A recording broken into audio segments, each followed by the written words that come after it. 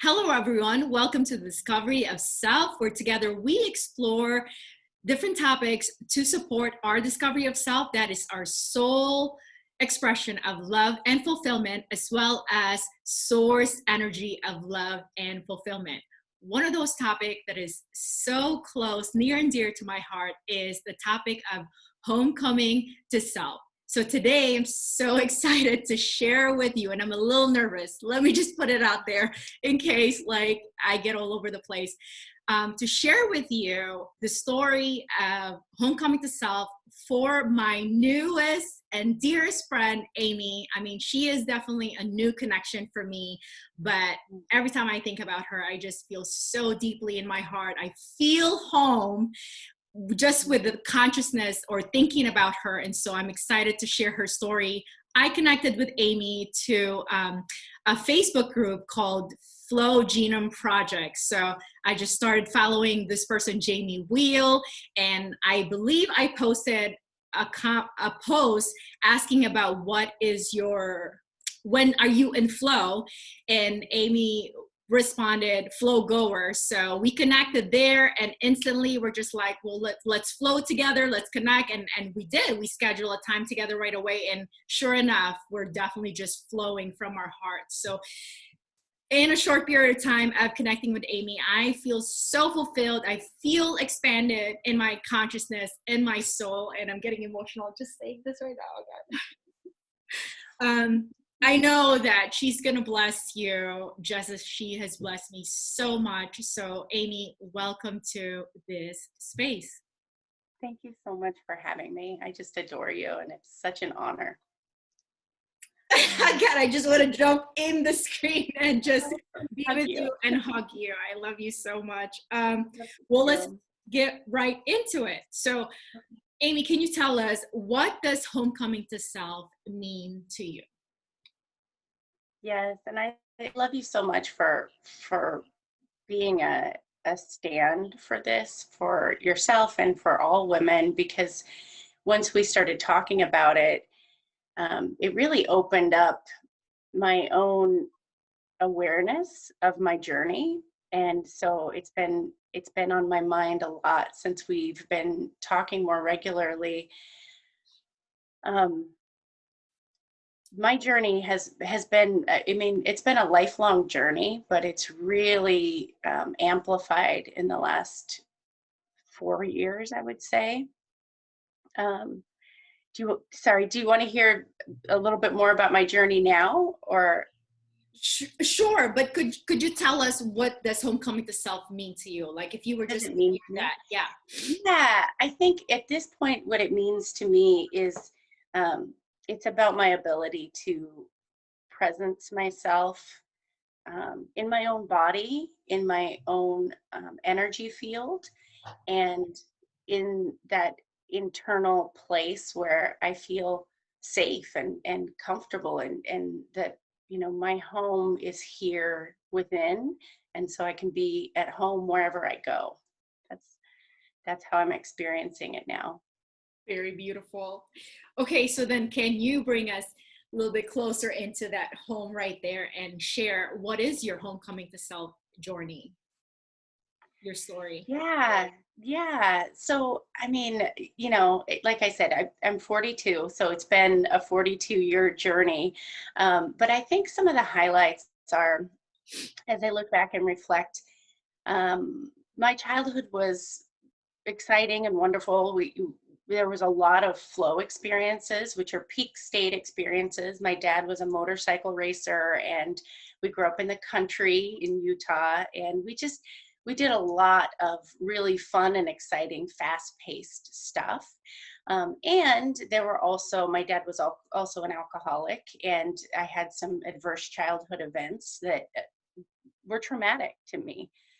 So throughout my life, you know, add that to the cultural conditioning. I was raised in a small town in Utah, and there was a lot of religious conditioning around, you know, what a woman should be and shouldn't be, and the message that, you know, a woman's place was in the home, and you know, just kind of quiet, kind of obedient, pretty. You know, there were certain expectations And it was very confusing as a young girl.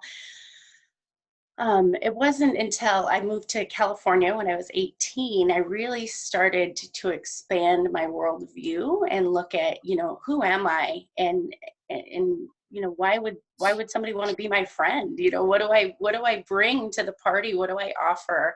And that set me on a path of personal growth and discovery, which started really at 18, 19. I started doing some high level leadership courses and went to work for a personal growth company, a long standing seminar company.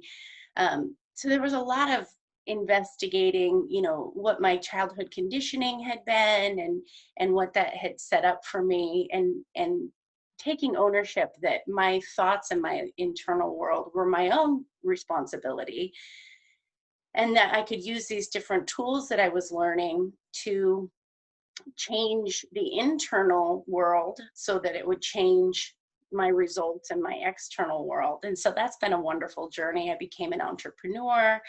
I got married and traveled the world. And then I had my first child. And somewhere along that, right around the time I had my first child, I learned hypnosis. So I'm a certified clinical hypnotherapist now. But that was another layer of diving deeper into the subconscious mind and really getting down to, if you get past the external, into the a layer deeper, there's all the emotions and beliefs that can shape our world, and clearing some of that stuff out allowed me to get more into my heart, like that, the heart of my heart, the soul of my being.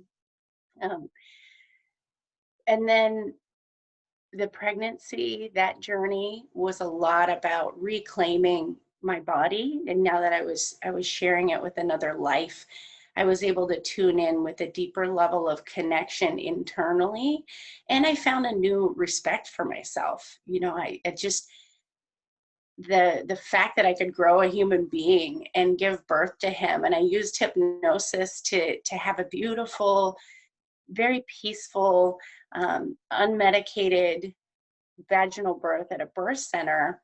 And I had a newfound just honor and respect for my body and what she's capable of. And so that's continued to develop into a partnership. I really feel like I'm still learning, but I'm able to tune in with my body in little subtle ways to be in partnership and have harmony within, which serves me, like being an entrepreneur, a multipreneur at this point. I have 3 different businesses and 2 different children now, and a relationship, and, a lot going on in my life. And like I said, about in 2017, the state of politics, actually, and the election of somebody that I totally saw as unfit for office, to the presidential office, really launched me into this investigation. I was shocked at what I was seeing play out in our country, in America. And when I brought it home to myself and realized, you know, what part am I playing? How am I contributing to this imbalance? What I perceived was masculine energy that was toxic and rewarding greed and cheating, just and um, violence. That there were things that just didn't sit right with me. And I saw the women around me around that time. I saw a lot of my hypnosis clients were coming to me with um, PTSD and triggers from their sexual exploitation that they've experienced. And a lot of women, have had that. And I realized, for me, what I wanted to shift was my experience with partnership. And it started with me internally. And that was the first part of the journey, was, how am I being in partnership with my own inner masculine and feminine? And how has that been out of balance? And then how is that affecting my primary relationship with my partner, and what I'm contributing to the world. And so I really took, ownership of doing the inner work that I could see I needed to do to stop contributing to that power dynamic that was unhealthy. And so, yeah, that was the whole journey. I mean, I refer to it as my midlife awakening. It did at the time also feel like a midlife crisis, because it was a breaking down of everything that I knew. I mean, I spent nights, crying and reevaluating my life. I put my relationship on hold for a year because I needed the space and the autonomy. I didn't even have that word. I didn't know what I was really doing at the time. I was fumbling around in the dark a bit, but looking back, I was looking for that sense of self. Who am I? What's going on with me internally? And how's that affecting my immediate relationships and my participation in my community, my society, and my world? And I just had to step back and tune into my heart. And that was the most powerful part of my journey, and it continues to be like the guiding light, is tuning into my heart. And I started listening to her, and relating to my body as a being. I had gone through this phase where I was studying flow states, and I was relating to my body as a biosuit. And it was kind of fun to think of it as like, oh, I'm a soul and I'm in this biosuit, to get to play in this lifetime and experience these things. But one day in the shower, I mentally was talking to my biosuit, and she told me she didn't like being called a biosuit. It was like a thing. And it's opened up a new level of dialogue that it's not a biosuit. This is my home. And she told me her name is Joy. And my immediate thought was, well, I don't experience joy in my body. And she said, that's because you're not listening to me. It was so eye-opening that this temple that I've been given, that I've been using to play and adventure and have fun, and also experiencing pain and all kinds of things. There was a deeper level there that I wanted to explore. And as I tuned in with my heart, I started to notice what lit her up. I called it my heart sparkles. What if there was something, I thought about, like going to the beach or going to a ceremony that a friend of mine was holding. I'd listen for my heart. And if she sparkled, I knew that was my guidance. I was following my heart's sparkles and it led me to different embodiment practices that really, really grounded me and supported me on my journey. So things like, moon ceremonies became a more regular practice, where I was gathering primarily with other women, but I always love and respect the men that come out for that kind of stuff. But it just really feels like the divine feminine energy is awakening, and there's more and more, moon circles, cacao ceremonies, where it's, cacao is what they make chocolate from, but if you drink it ceremoniously, it's really good heart medicine. As a plant medicine, cacao is really good for your heart. So I've continued that practice, and I'll have a cup of ceremonial grade cacao pretty much daily. I learned different embodiment techniques with movement. There's so much, and I knew from hypnosis that there's so many issues that get stored in our bodies and in our tissues, actually.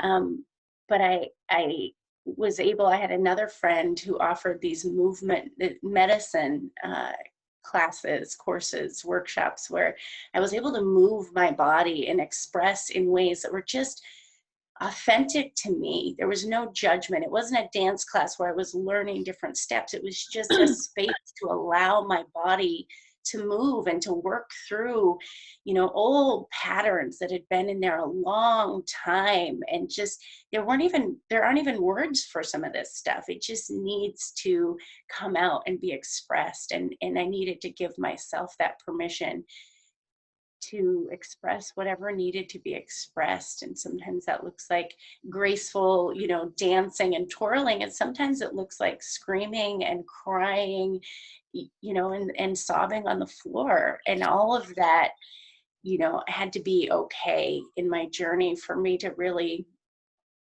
let it all go and then rebuild my home, um, in a way that was authentic to me. And it's still a journey, but the tools that I rely on, are the cacao medicine. Breath work has become a huge touch point that I can drop in just with a breath. I can place a hand on my heart and a hand on my womb, and I can just come home to me. So there's a lot of different nuances.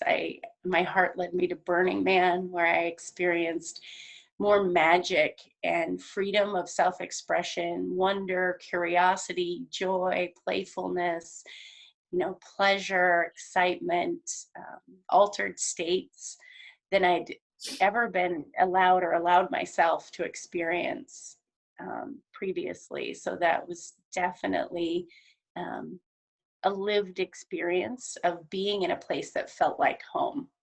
The energy and the community around Burning Man, it feels like a homecoming, because you're just free to be authentically you. And I'd never felt that before. I'd never been in an environment where I felt like, I could wear nothing. Some people are completely nude, and some people are in these elaborate costumes. And so for me, it was another opportunity to check in. Who am I? How do I want to show up in this environment? I can be as creative or as simple and unmodified as I want. And so I'm finding my own path. I'm finding my path with what does it mean to be a woman. I currently have decided that I don't like wearing makeup or bras. I'm not really a big fan of shaving my body hair to fit into a particular, how other people think that my body should look to please them. I don't play that game anymore. I'm not here to be pretty. I'm not here to put on a face to try to impress people. Obviously I still have some cultural conditioning guiding me around. Humans are tribal animals, I believe, and we want to fit in and be liked. And there's so much more room for me to be self-expressed. And the most important thing is for me to like me and respect my choices. So that's a little bit about the journey. There's been a lot of shadow work mixed in there. There's a lot of the tools and the ceremonies have helped me work through stuff that was deep and dark, and I didn't know, how to work through it in any other way. But I did like a orgasmic tantric breath workshop that was designed to help clear my energy centers, my chakras. And by the time, it was like an hour-long breath practice, by the time I reached my crown chakra, it opened up this intense, energetic orgasm that just enveloped me in the entire room I was in. It was the most profound thing that I'd experienced, completely sober, just using the power of my breath to tune in and tap into my own energy field. And it is very powerful when I'm in alignment, when I'm home to myself. I just feel like unshakable. Unshakable. Unshakable. I mean, and playful too.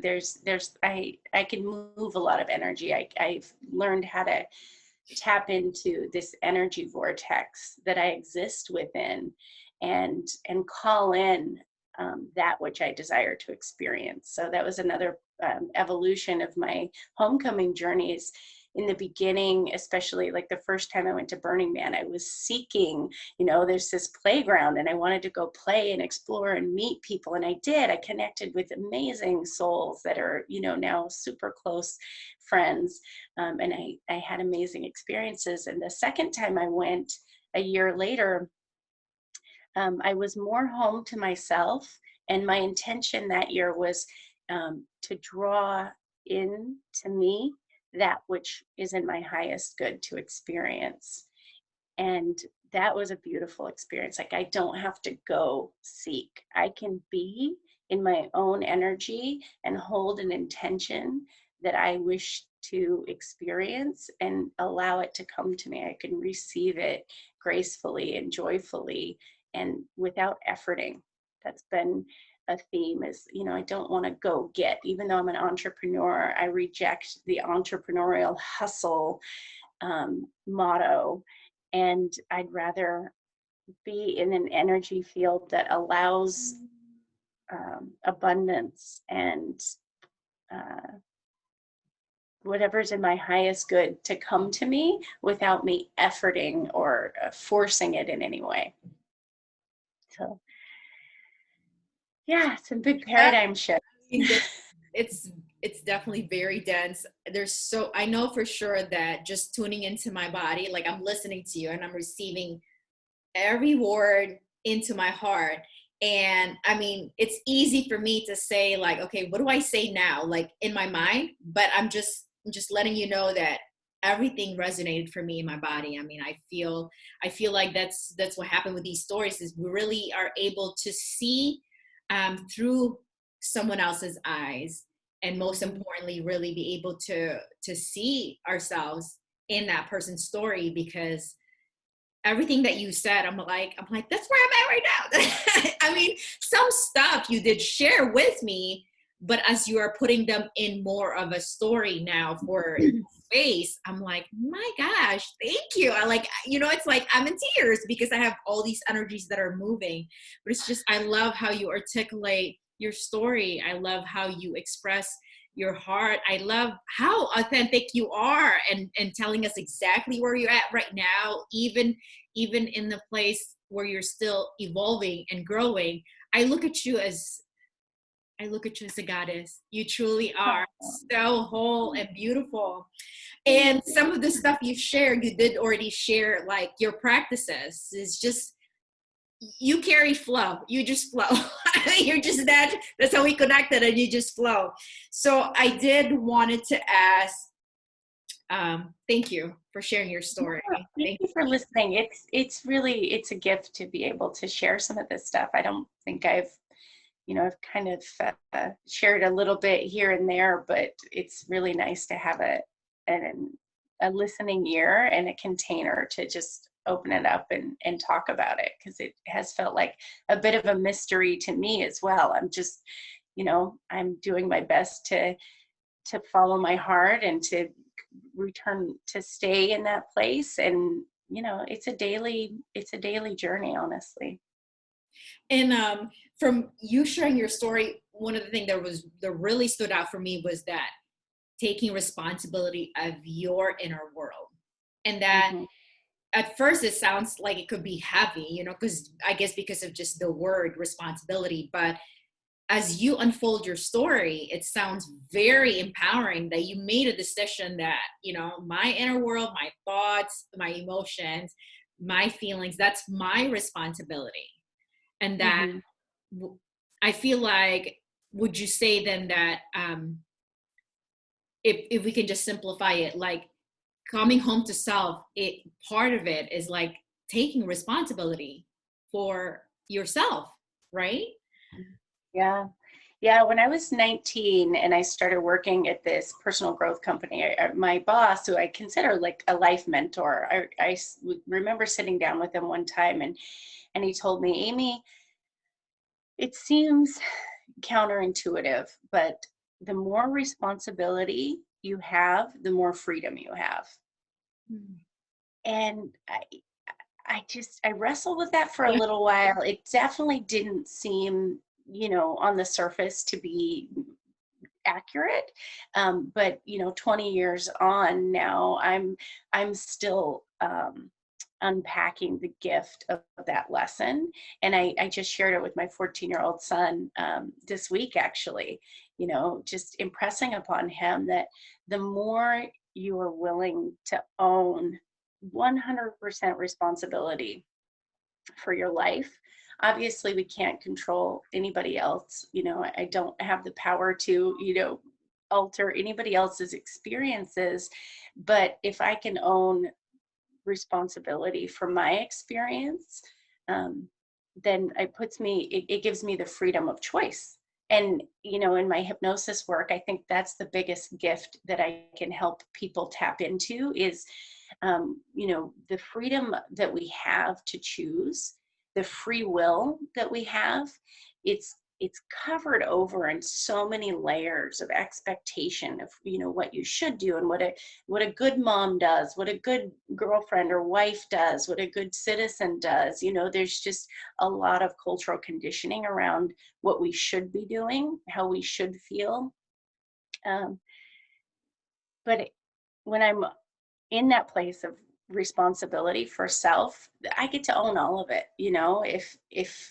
If I've got a physical injury or something going on with my body, rather than seeking somebody else to tell me what to do, I check in with myself first. Is there something in me that needs to be nurtured or released or let go?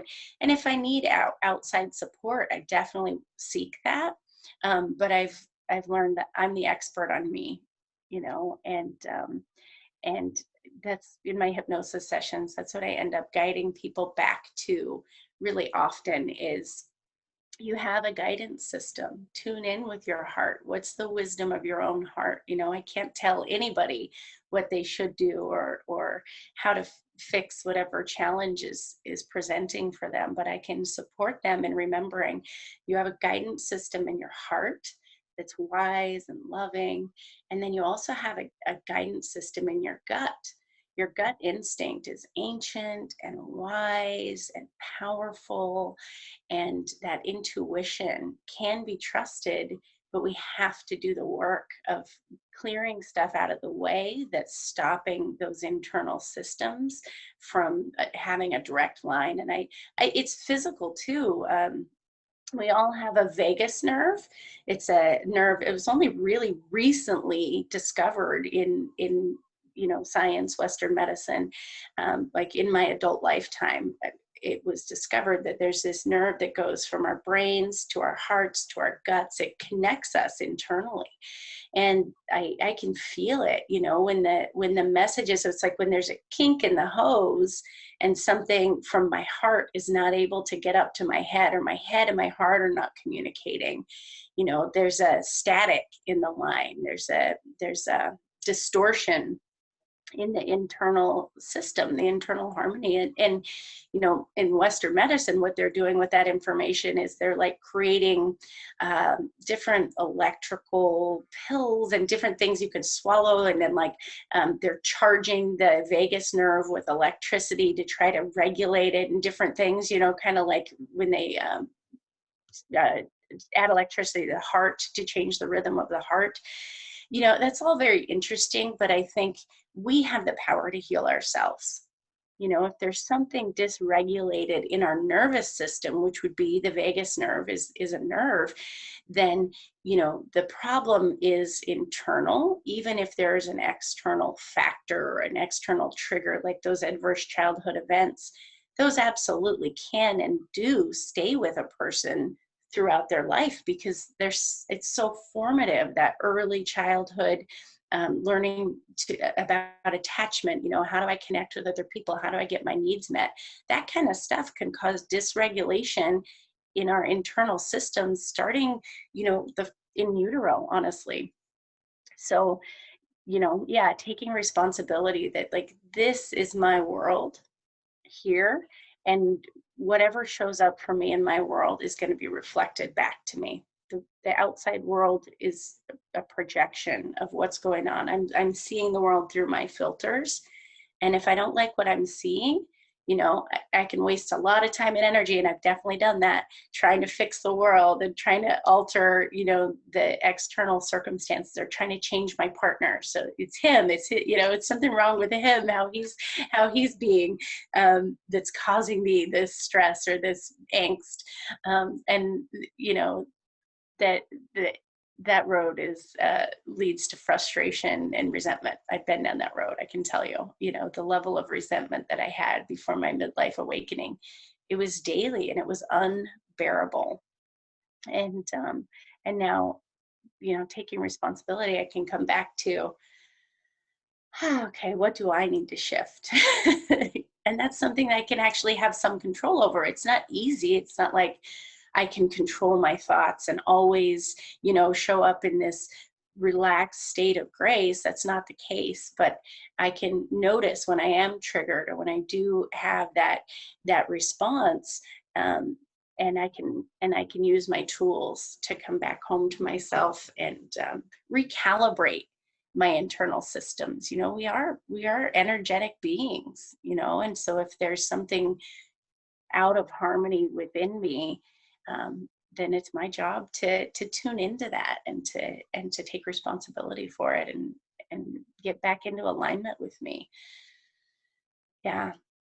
And it can be scary and exhilarating, and yeah. There's so much here. I mean, my gosh, it's so packed. Something that's coming up right now for me that I definitely wanted to touch on is that how, like, I think that's part of what I got emotional about, is the way that you had, the way you related to your body and the relationship, and using the word as harmony, how, it's like your body all of a sudden told you, like, does it resonate with the way you were calling it? It's like, that was so emotional for me, because it's like some of the other perception out there, which any perception can work. You just have to see if that's the one for you. But Mhm. that, this is an animal, like you sit Mhm. it down, you're the master. And at one point I tried that, but then it just slowly just doesn't resonate with me. And I was at a sculpt yoga a couple days ago, and I remember, like, just really partnership is the other thing that you talked about, really partnering with my body, where I was like, thank you for bringing me here. Thank you for this experiences that we're creating. And the times when I would feel like kind of lightheaded, I'm like, are you okay? Like, I'm really talking to my body. And then Mhm. after that, like, I was able, because I had times where I had to walk out of the class. I'm like, I cannot even finish this for whatever reason. But Mhm. a couple days ago, after finishing it, feeling so home in my body, feeling so, like, fulfilled in that, not feeling like, oh, it's done, but like, wow, like, thank you, thank you for this experience. Like, just having that organic affection and relationship with your body, like, yes, this is my home, it is my Mhm. heart, it is my home, but my body, this is where I'm dwelling right now. Like, so, like, harmony, all of that stuff was, like, really resonating with me. um Mhm. and I do wanted to ask you this question: what does oneself mean to you? Oneself. Oneself. Oh, I love that question. Gosh, that there's a lot that comes to mind. I mean, in a lot of ways, I have a mentor, a life mentor that I adore, and she's a flow master. She was an extreme skier for 11 years, number one extreme skier in the world. And then she spent 10 years studying Zen Buddhism, and it's just culminated in just this brilliant information that she shares. And one of her techniques is about relating to ourselves as though we are a corporation of 10,000 selves. And I love this. There's a voice dialogue process that you can do. And I've done this a lot with hypnosis clients, is separating out the selves, because we're multifaceted. I've started to think of myself like my heart is like surrounded by a diamond with all these different facets, and it reflects out, in different ways. So there's a um, something to be gained by separating the selves into different entities, different personalities, and relating to them in that way. But at the end of the day, it's all one. I believe we're all one. So, I've gone through processes and parts of my journey where I related to spirit guides. Archangel Michael was with me at one point, and my ancestors have come in and offered their support and their guidance. And both Mother Mary and Mary Magdalene and Buddha and Jesus. I mean, Kuan Yin. There've been some really beautiful archetypes that I seek guidance from. And at the end of the day, I've had another life mentor who shared her perspective that all of these different guides and energies that we might be interacting with or working with, it's all just a reflection of us. I believe that we are all divine beings. We are God beings. We have the power to create. Our life force energy is the same stuff that the cosmos, that the universe is made of.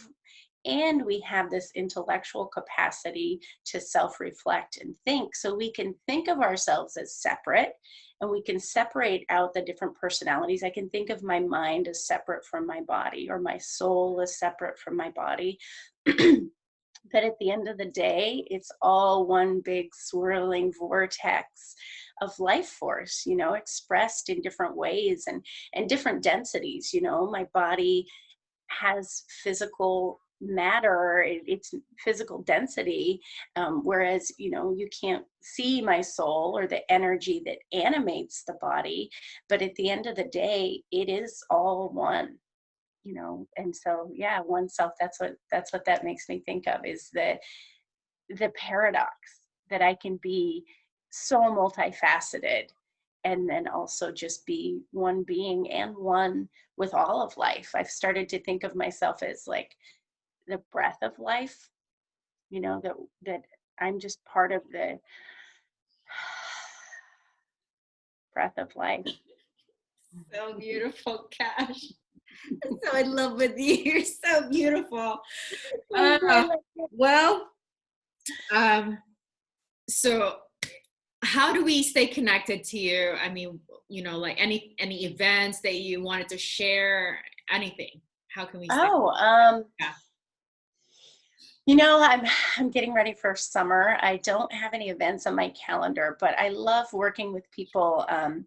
So I'd say the biggest thing would be, if you would like support with anything that I've shared, or something that you just feel like there's a next level for you. I'd love working with people with hypnotherapy. I've helped people, during childbirth. I've helped them pre and post surgery, anything. My specialty is hypnosis for integrative healing.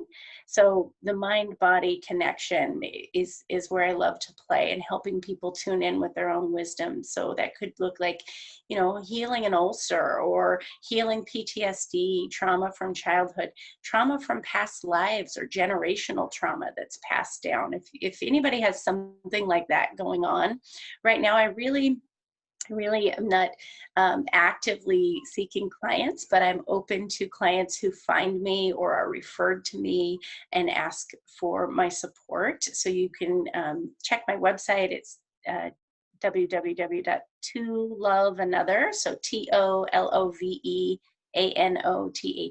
to love another, from the it's a quote by Rainier Maria Rilke, who said, "For one human being to love another is the ultimate test, the last challenge and proof of all that we're I forget how it ends. The ultimate test, the last challenge and proof." So basically that's what we're here for, is to love another. And that's what I love to do with folks that really are in that space of, I know that something is maybe blocking me, and they need a little help, guidance of tuning back in and coming home to themselves, so that they can work through whatever it is that might need to be released or resolved, so that they can flourish in their lives. And I love seeing people light up when that light comes on, and they come home to themselves. Well, thank you for loving me, Aimee. You have You're loved welcome. me You're so easy to so love.